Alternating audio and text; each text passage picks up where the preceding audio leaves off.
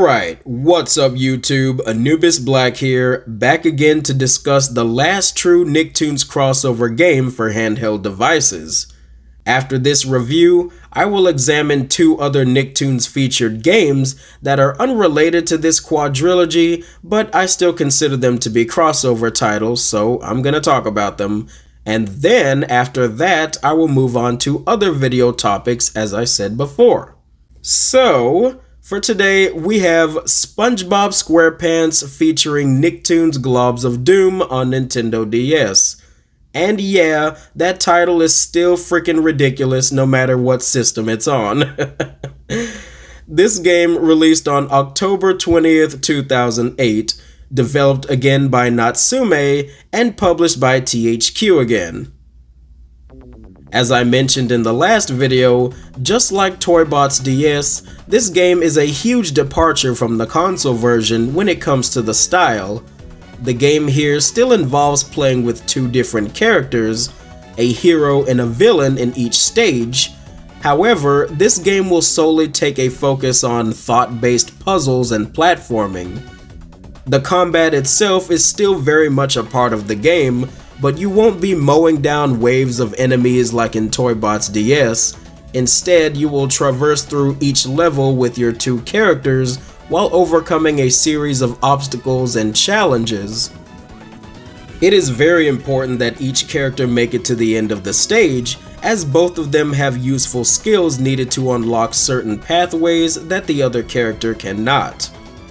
All of the new abilities that the characters wield here are basically just different ways to move or attack, such as flying, climbing, making platforms, breaking walls, etc.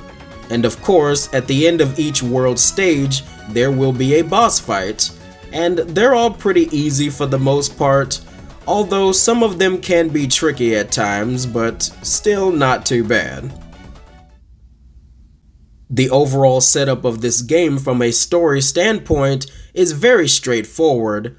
The evil Globs come to Earth and start taking over the place, and the heroes and villains team up and explore through the 5 worlds in their intended order, and then the game ends. There are definitely some differences in the story between the two versions that I've played, and some nice little twists and turns that I wasn't expecting at all.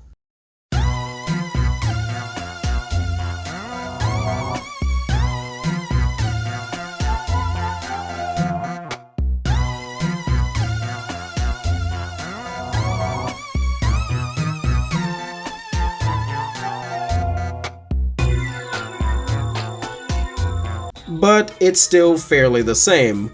You defeat Globulus Maximus in a pretty interesting boss fight, then he transforms into SpongeGlob, and the villains actually don't betray you this time, so that was surprising. With everything that this game has to offer, I can say without a shadow of a doubt that I enjoyed the presentation of the story a lot better here on the DS than the console version. At the very least, I get to look at more of this nice sprite work animation that Natsume put here on the screen, instead of those butt-ugly character models from the PS2, especially Jimmy's. But, having said that, because of the straightforward nature of this title, there is literally no minigames, or vehicle sections, or mech suits, or extra modes, or really any collectibles whatsoever. It didn't really bother me that much, to be honest. I still think Natsume did a great job of differentiating this game from Toybot's DS, and honestly, I'm not even sure which one I liked more. They're both pretty damn good games, that's for sure. And thank God the last handheld Nicktoons crossover game actually went out with a bang. But nonetheless, this is a very decent game that I would highly recommend to people who are interested in this sort of thing. And oh yeah, I forgot to mention earlier that this game is co-op accessible. However, I was playing the game on an emulator, so that definitely wasn't going to happen. So, even though this is the last game in the Nicktoons crossover series, it is not the last game in my handheld Nicktoons game marathon. Next time, I will be talking about Nicktoons Freeze Frame Frenzy on Game Boy Advance, which just so happens to include many Nickelodeon characters from various different properties all in the same space. Thanks for watching this little brief review on Nicktoons Globs of Doom DS, and thank you once again for watching another episode of Anubis Black.